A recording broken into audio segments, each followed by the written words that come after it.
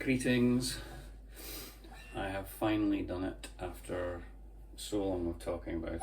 I've finally bought a Bass 6.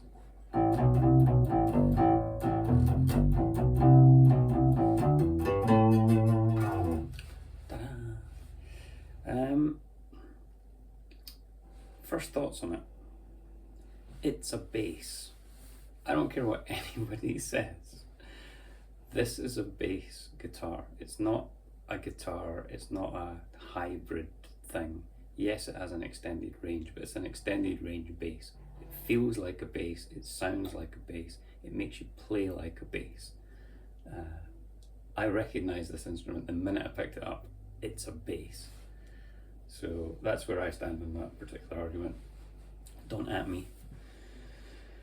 What do I think? So this is the Vintera 2, the Mexican version, 2023 model, and got it second hand. It was 750 quid, which was right in the price range that I was prepared to go to. Under 1,000 was where I was aiming for. I was like, if I see one under 1,000 and it's good quality, I'll pick it up. So this was 750 from Richtone Music in Sheffield, and I saw it and I grabbed it, and I'm glad I did. It is instantly my favourite bass guitar ever. I've got another 3 bass guitars there, and it's the first time I've played a short scale bass. You'd have thought I'd have figured that out by now. I'm a small guy. I should really have played short scale basses, but you know, I just didn't have the opportunity to try them. Nobody ever said, hey, you should try short scale bass. So as a result of that, I just never did.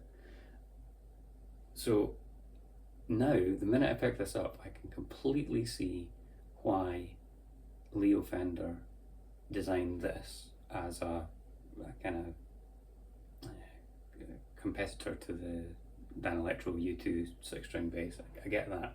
And I also get why the minute he made this, he went, we should make a 4-string version of it. Because that's the first thing I think. As soon as I start playing it, it's like, it's great to have all that kind of, and I'm sure I'll have lots of creative uses for that, particularly in like more experimental music like Under the Dome and things. I think that'll come in really handy.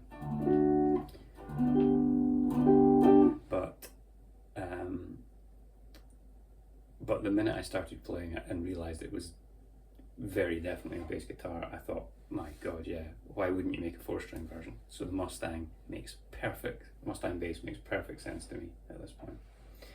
In terms of tone, this is the neck pickup I've got on just now, which is probably my least favourite.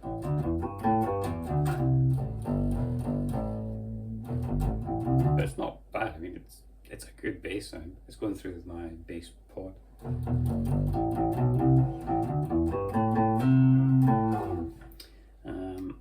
Middle pickup.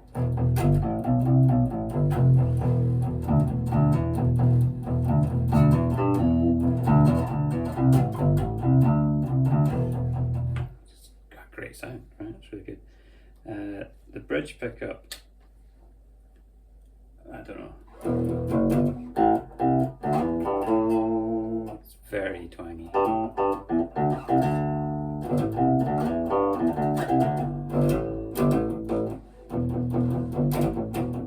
For certain kinds of music, I mean, for like Chris Squire prog, it might you might get away with it, I suppose. With the blended pickup,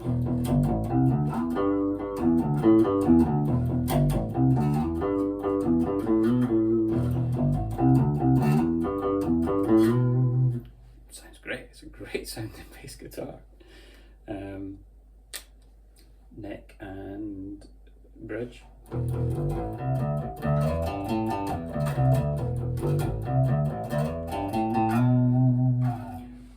The strings being a bit lighter as well really helped me. String spacing being closer really helps me. People talk about you can't play it fingerstyle. I can totally play it fingerstyle. No. Alright, he says, instantly screwing it up.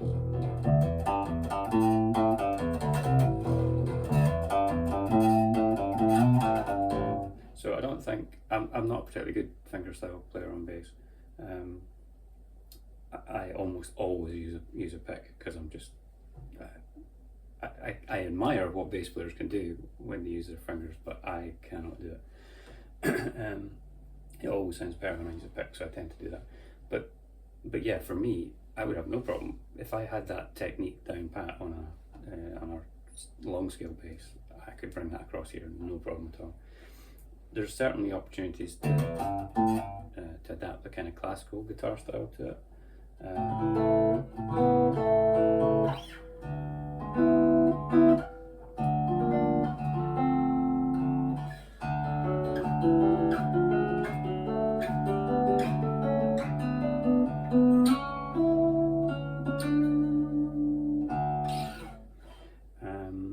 So there'll be interesting things I can try there, but I'm not expecting to get a whole lot of use out of that. I think it's just instantly become my favourite bass guitar. I can see me using this for a lot of recording, and it's going to be fun experimenting with it on the dome stuff. In terms of construction, just quickly, the bridge is really solid. They've made a great job with the bridge compared to the Squire. The amount of intonation on it is great. There's really long range. The vibrato arm works.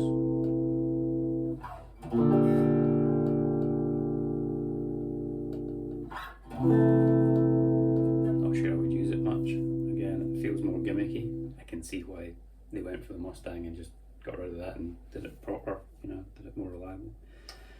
The bass cut switch as well. So you've got this super twangy, and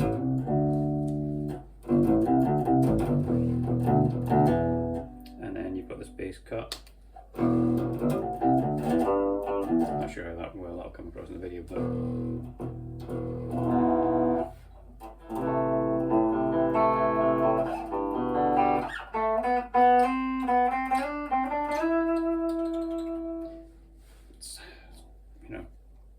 not the sort of thing I'm going to use it every day, but man, it's good. There's going to be some uses for that. Certainly for doubling, if you're doubling bass parts on a recording or something, I can see that coming in really useful. The neck and middle and the middle and bridge seem to be my favourite kind of pickup combinations at the moment.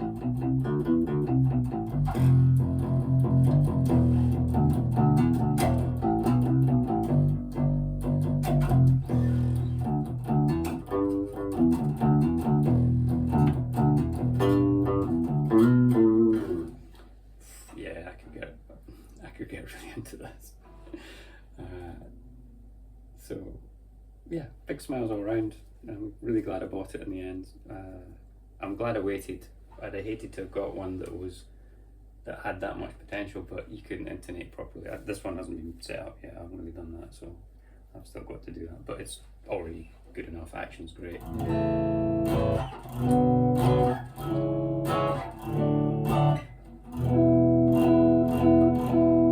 Intonation seems fine. So yeah, loads of great possibilities. So glad I did it. I think if I bought this bass first, I probably wouldn't have bought another bass.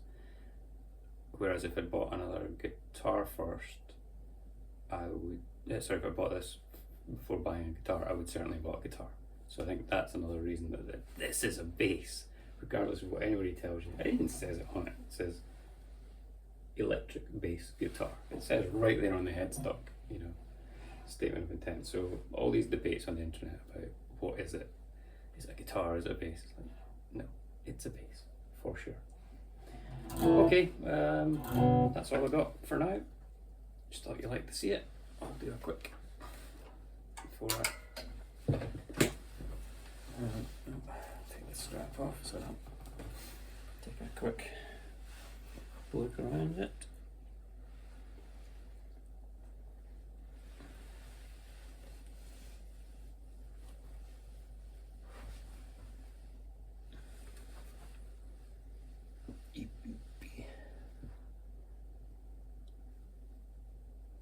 vintage tuners are great, really cool. I just love those original Fender vintage tuners. Why they changed them for later on, I don't know. No skunk stripe at the back, slab board. 61, I think it was launched. Seems in good nick. None of the usual dents in the corners that you see on these, so looks like it's been well looked after. Okay, bye for now.